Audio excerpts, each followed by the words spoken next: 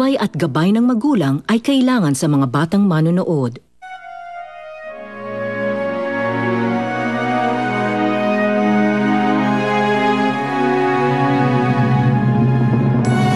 Daddy, bakit po may alon sa mga dagat? Tuwing umaalon, ibig sabihin, meron nagkakahiwalay na nagmamahalan sa mga oras na yun. Bago na naman hutong auto natin ah. Sumama ka sa akin at meron akong bibigay sa trabaho. Trabaho? Eh, malaki ka na eh. Pwede ka na magtrabaho. Anong kaya nakita sa'yo ni Troy at nililigawan ka niya? Kung wala kang magandang sasabihin sa akin, lumabas ka na ng kwarto. Yan yung mga bulaklak mo. Taksak mo sa baga mo. Sinasabi ko na nga, be. May milagro ka na namang ginagawa. Ano pa ang problema mo? Ay, hindi ka naman binuntis eh. Sa'yo mo na umuwi, di ba? Walang niya ako. Kaya!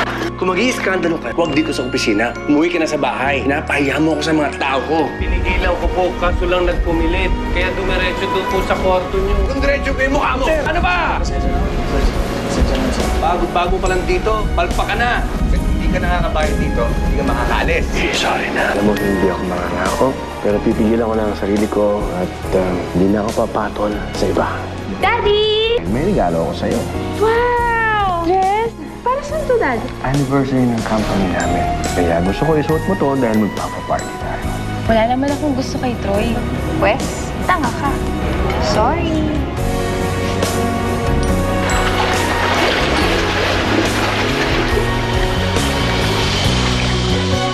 Miss!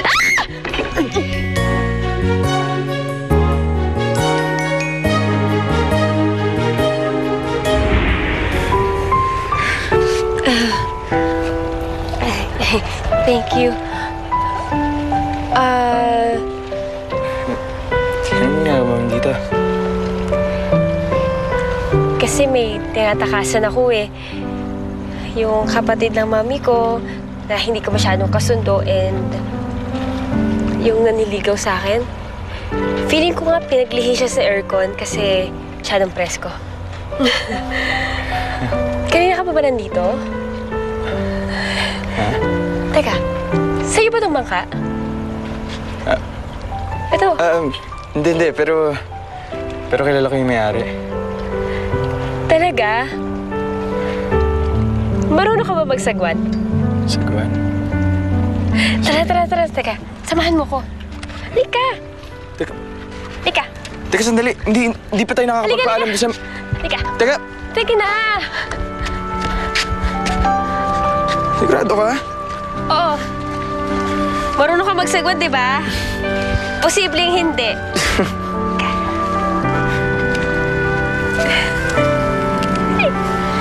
Sama dito?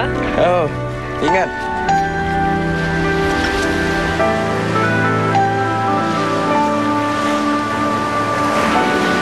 Ang ganda naman dito. At tahimik lang. Ngayon, oo.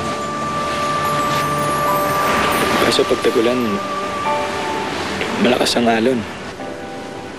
Nakakatakot. Meron akong kwento. Itong kinukwento sa akin ng daddy ko eh. Gusto mo marinig? Sige. Noong unang panahon daw, merong isang diwata na ninirahan dito. Hinahangaan siya ng lahat daw. Kasi ang ganda-ganda niya. Tapos, umibig siya sa isang morta. At inibig din naman siya nito. Ang problema nga lang, kahit kailan hindi sila pwede maghawak na kamay o magdikit man lang. Kasi pareha silang mawawala. Malas naman nila. Oo, sinabi pa, ang malas talaga nila. Tapos nalaman pa ni Bathala, yung tatay ng diwata, na may relasyon sila. Tapos ano nangyari? Pilit sila pinaghihiwalay. Pero dahil mahal na mahal nila isa't isa, hindi nila pinayagang magkahiwalay sila. At sa unang pagkakataon, naghawak sila. Simula noon, umiyak na ang dagat. Nagkaroon ng alon. Kaya sa tuwing may nagmamahalan at nagkakahiwalay, umaalon. Kasi umiiyak ang dagat. Yung kwento mo. Malungkot. Hindi maganda yung katapusan. Okay nga yun eh. Tragic ending. Mas maalala mo kasi yun kesa naman sa happy ending, di ba?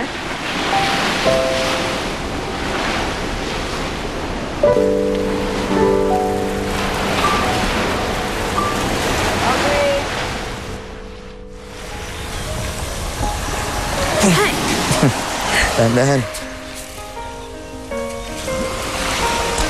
Ganda naman dito. Kaya lang, bakit parang walang tao? Maganda nga, pero nung unang panahon, dito dinadala yung mga sundalong Kastila at saka Pilipino na malapit nang mamatay. Kasi meron silang sakit na malaria at saka cholera. Seryoso ka? Hindi mo ba sila naririnig? Humingi pa rin sila ng tulong hanggang ngayon. Ayan, oh. Ayan, hindi mo naririnig? Ano ba? Ayan na! Ayan na! Loko talaga. Sabi mo nga sa kanya. Sige.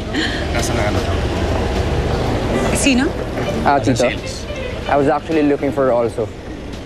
Okay. Alam mo, Carlos, nasa tabi-tabi lang yan. The most important and influential people of Batangas are here. Yun ang dapat mo asikasuhin. I don't care. Mas importante si Elise. Hanapin ko siya.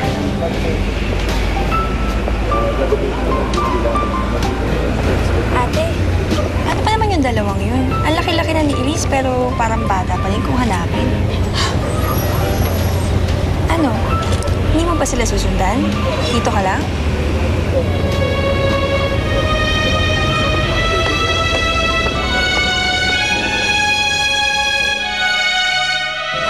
Dahan-dahan. Alam mo, yung pinagdalahan mo sa akin, yun ang pinakamagandang lugar na napuntahan ko. Salamat ha, kasi dinala mo ako doon. Wala yun. Ako nga pala si Tisoy. Tisoy? Yun ba talaga yung pangalan mo?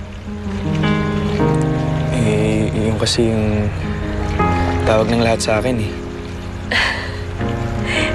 It was nice meeting you. Ako nga pala si... Elise! Ma? Elise! Teka, sila daddy yung sila mama. Ano? Tatay mo si Sir Carlos? Oo. Bakit?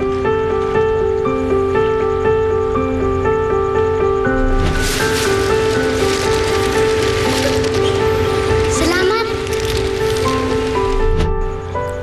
Ikaw? Ikaw pala yun. Ano ako? Elise, hindi ka rito. Dad,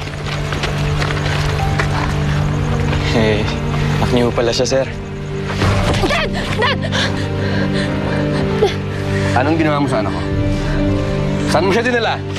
Dad, wala siyang ginagawang masama sa akin.